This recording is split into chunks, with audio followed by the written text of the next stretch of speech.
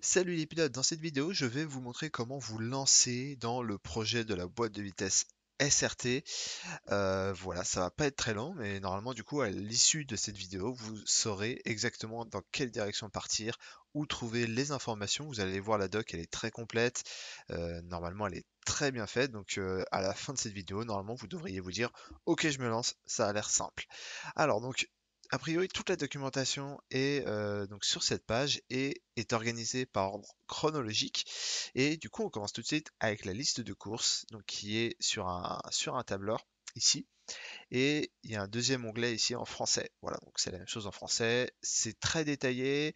Je vous laisserai évidemment regarder ça en détail, mais très simplement. Pour que ce soit le plus simple possible, je me suis associé avec Industrie et CNC qui nous fait les axes sur mesure et en plus de ça qui joint énormément de composants euh, à son kit. Donc vous voyez ici une partie des composants qu'il fournit. Là vous avez trois listes. Alors ça détermine la longueur voilà, du levier en fait, du levier la verticale. Donc vous voyez il y a trois options. Donc du coup déjà tout ça c'est dans le kit. Tout ça c'est dans le kit. Il y a une partie de l'électronique. Euh, le switch, voilà, ça c'est dans le kit. Le capteur Hall, c'est bientôt dans le kit.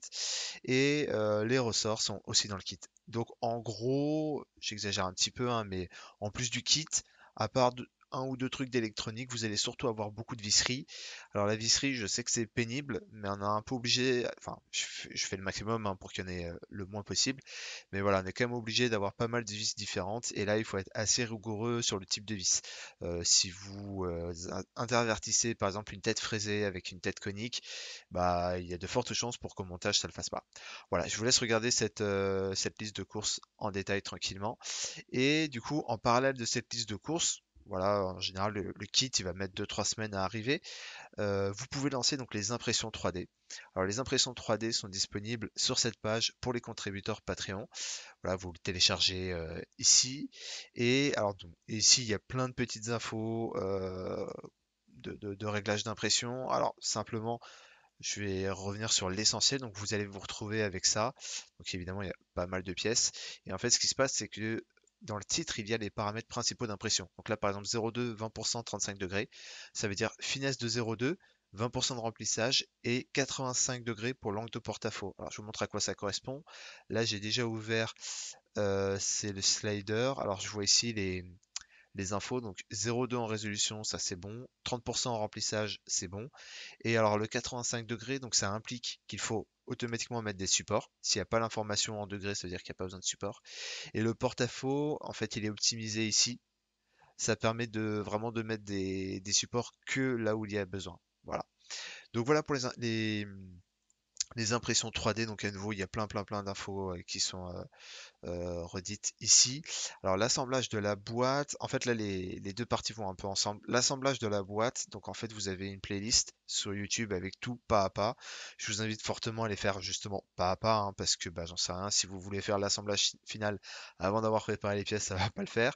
Et en ce qui concerne le code Arduino, en fait l'installation du code Arduino est présentée dans la vidéo 4 après avoir fait le PCB au passage. Donc en fait, voilà, quand vous allez voir la vidéo 4, vous allez être invité à aller sur le site, télécharger le code Arduino. Ensuite, vous avez aussi les documentations des modes qui fonctionnent un petit peu comme la documentation qu'on vient de voir. Et alors, à nouveau, je vous recommande d'assembler la boîte sans mode avant de faire des modes. Vous pouvez déjà regarder un petit peu les docs pour vous donner une idée, mais voilà, c'est pas forcément une bonne idée de voilà, tout faire direct, quoi. Voilà, et à nouveau, vous voyez, les docs fonctionnent un petit peu sur le même modèle. Alors ensuite, vous avez des remixes si, si les modes ne suffisent pas. Donc voilà, tous les remixes, ils sont centralisés sur Thingiverse. Voilà, donc il y en a déjà trois ici. Et en parallèle de ça, vous avez un Discord pour la boîte SRT. Alors le Discord, quand vous arrivez, vous aurez besoin de cliquer ici dans le drapeau pour valider votre accès. Et ensuite, bah, ici, vous pourrez venir poser toutes vos questions si vous en avez. Voilà, il y a quelqu'un, je sais plus ici, qui demandait si les vis étaient bonnes. Alors les vis, j'avoue, si je dois les faire une par une, c'est compliqué, mais voilà.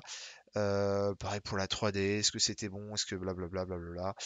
Euh, donc voilà, si vous avez des questions, c'est ici qu'il faut venir les poser. C'est là où vous aurez le plus de chances d'avoir de l'aide. Et une fois que vous avez terminé de faire votre boîte, n'hésitez pas à venir la présenter dans la partie boîte terminée. Voilà. Voilà, je pense qu'on a fait qu'on a fait le tour. Voilà, je voulais pas que ce soit trop long, mais comme vous le voyez, il y a vraiment un truc. Enfin, c'est quand même hyper complet. Ah oui, tiens, quelque chose que je n'ai pas dit aussi. Ça vous aidera quand vous ferez l'assemblage, c'est que ici dans cette colonne, on vous indique où va la pièce. L'écrou M10, il va sur l'axe principal, par exemple. Voilà. Donc ça peut aussi aider lors du montage. Voilà, voilà. Bah, j'espère que cette vidéo vous aura éclairé, vous aura donné envie de vous lancer. Moi, je vous dis à bientôt.